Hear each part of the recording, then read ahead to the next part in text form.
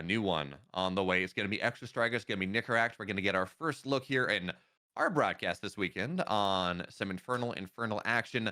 Jagged Maw and Map 1. Are you excited for some catapults, Nate? Does that sound fun?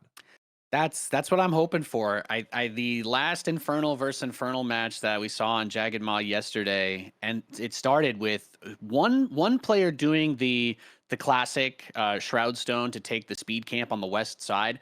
But Mhm. we did see a we did see a Shroud Stone opening for the catapult at the very beginning as well. So there's been some interesting moves attempted here to try and one up the other on who's going to try and get the catapult first. But I think it's probably safe to say that we will definitely see the catapult here, right? It would be incredible to imagine a world where it doesn't come out. Now, Nate, I know you're laughing about the single catapult to try to, or the single shroud stone to try to take the catapult. There was a time when you could just get a shroud stone, right? You didn't need a vault, and the map was all around. The build was all around triple shroud stone rushing the catapult at like minute, or the catapult camp at Oh minute yeah. zero, and so this is at least different from that. But in the upper right, in another red, we're looking at our red Inferno player. His name is Nicoract. And his opponent in the bottom right, we have the blue Infernal player. He is ExoStriker. Give me a was this Vault? I'm assuming this is Conclave Vault, coming out of ExoStriker, of course. When you talked about the Shroudstone rush on the speed camp, there's a good reason for that, Nate, and that is that, well, there's one speed camp. Speed camps are worth 5 fiends. They're really good in trying to, well, absolutely bull rush down your opponent's gaunts, and gaunts are by far the most important unit in the early game. They take splash damage, they apply that infest, they can make you win fights that you would have lost, and they can make you also lose fights that you would have won. So you want to make sure you get that massive fiend advantage early on, and again, there is only one camp, so it's not 5 versus 5, it's 5 versus 0. That's pretty significant. And now we're gonna see, oh, it's the double rush. I love this, except here's the problem. Our red player, Nicoract, his rush is just a little bit faster. This is the kind of thing that can only happen in a game where you've got objectives like this to take at the very start, and it's very bizarre for me because it of course doesn't fit into the reality that I've grown accustomed to over the years. But it creates this very strange engagement where the fiends are gonna, they want to come out, of course, to delay this tower, but then of course end up getting into the engage here. So you're talking about numbers, and that it's not something that you're going to be able to heal easily out on the field. So just makes that Gaunt even that much more vulnerable, something that ExoStriker will have to keep his eyes on. But yeah, the other great point, Winter touched on this yesterday, is that it's just got more of the camps, so you can get more of the fiends from taking it. So big advantage there, and obviously getting around the map is something that is a big factor. Watching two turrets shoot each other like this across a gap of Fog of War is beautiful, though. It's truly mesmerizing. This is, Nate, you may not like it, but this is what peak RTS looks like. I just wish the two shots would like stop in the middle and like turn into one of those Kamehameha things where it's like both of their health just slowly goes down until one breaks. You know, I feel like that's the only thing missing there. Just need the challenge. I should be able to hold position. I should be able to like charge up the shot. Exactly. Right. Exactly. And it just gets, yeah. Certainly, though, even as we talked about the fact that the damage was done to the blue army faster, that the Shroud Stone was down faster for Nicoract. Well, at the end of the day, we do have our blue player at taking that camp faster, taking everything down, and so both Shroud Stones fall, but only one player got any creeps out of the speed camp. That means they got the resource camp as well, and this is a pretty compelling advantage coming down for ExoStriker at this point. And that advantage, Nate, it's turned itself into a natural. It's turned itself into a macro game advantage, not just a full frontal rush trying to break the main base down very quickly. Yes, I wanted to ask your thoughts on that then, BeoMulf, because obviously the Conclave and the Meat Farm are a little bit out there. The Iron Vault is a little bit out there. So it's good that he wins the early game in that way. I think possibly because of where he positioned it seemed to be a big part of his strategy. But down the line, is that something that could end up being a liability for him on the flank side to have it that far out? Or is it just totally fine that it's a little bit to the outside? You always have to be worried about the meat farms going and again turning into those fiends as your opponent attacks. And actually, the other problem is the fact that meat farms off Shroud. That's actually kind of an interesting thing. because the meat farms are called farms for a reason. You spawn a fell hog every 20 seconds, and once it's full, you go and those fell hogs die, which gives you animus, but it's not a ton. It's like half an animus if it's off Shroud, but it's a full animus if you're on Shroud or something like that. It actually is a pretty significant advantage. If you want the game to go later, you want to develop this animus that gets you into the dragon faster. But we're going to see a push out of this, which is, again, a bit surprising considering how macro ExoStriker has been looking. He's going to... Oh, look at what he's doing. This is a double push. Notice he knocked the siege camp down, but he didn't take it. Instead, he's going to go take the other, and he's going to time this. He's going to take both sieges at once. Oh, my. Yeah. Well, I haven't seen this yet. Oh, let's party. Okay. The double siege rush is this is going to be beautiful. This is going to be beautiful to see, BeoMulf. It feels like every time we get this map, somebody's cooked up some new way to do it. He has this timed you out lined perfectly. him up. Oh, all right, let's go. Let's see. How do you stop this? Nicoract has got his work cut out for him. He does technically have a Shroud Stone, but man, these catapults, they shred Shroud Stones. So look at that, already half damage down. Fiends are getting converted. The Shroud Stone, yeah, it's dead. And now, well, you get to focus the catapults on the Gaunts, which is an immediate, yeah, that'll do, Donkey. That'll do.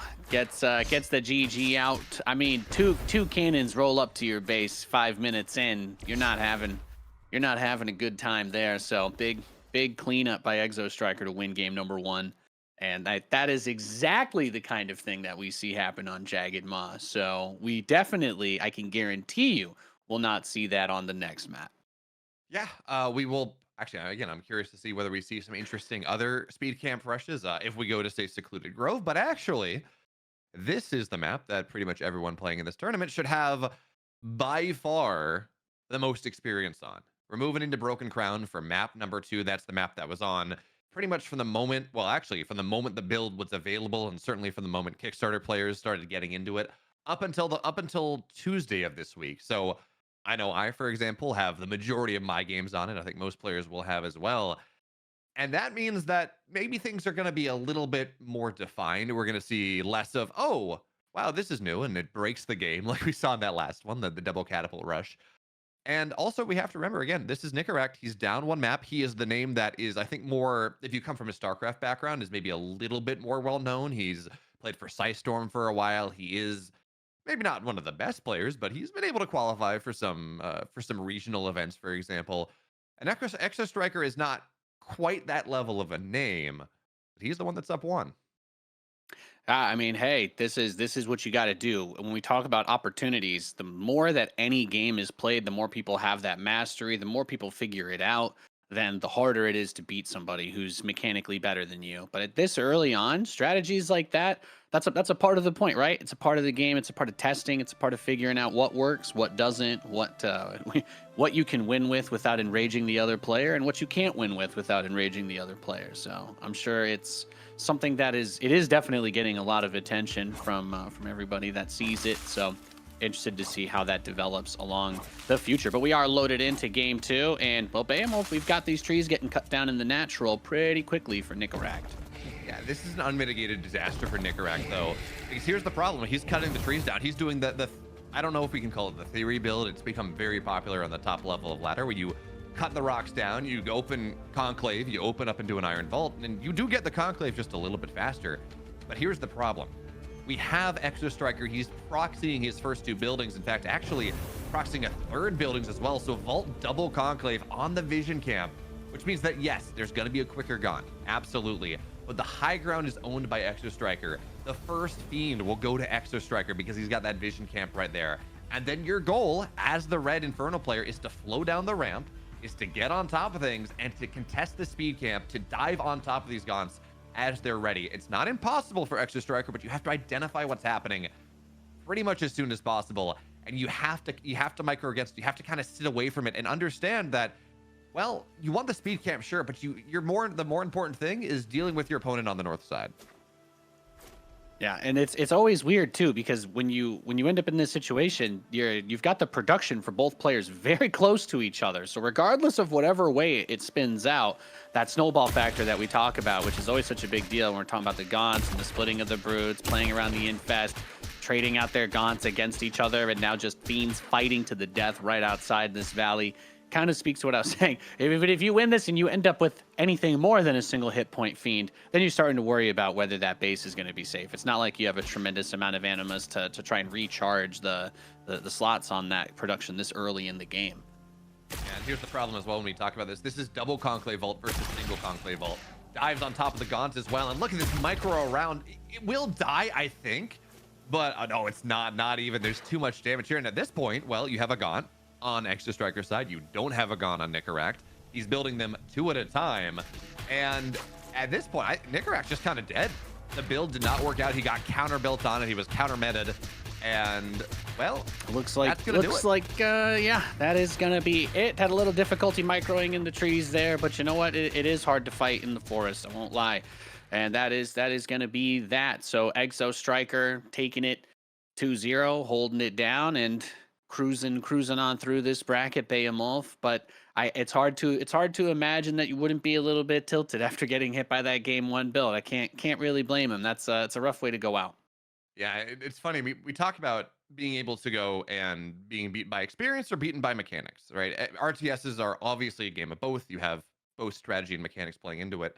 And in that series, this was very much an example of ExoStriker had his builds. He had the knowledge, he had the development into this series. He had a crazy double catapult push. He had the proxy to play totally counter to the meta. And that beat a player who, you know, theoretically does have the better mechanics, is that high-level RTS player for so many years. And again, ExoStriker is still very good, obviously, absolutely.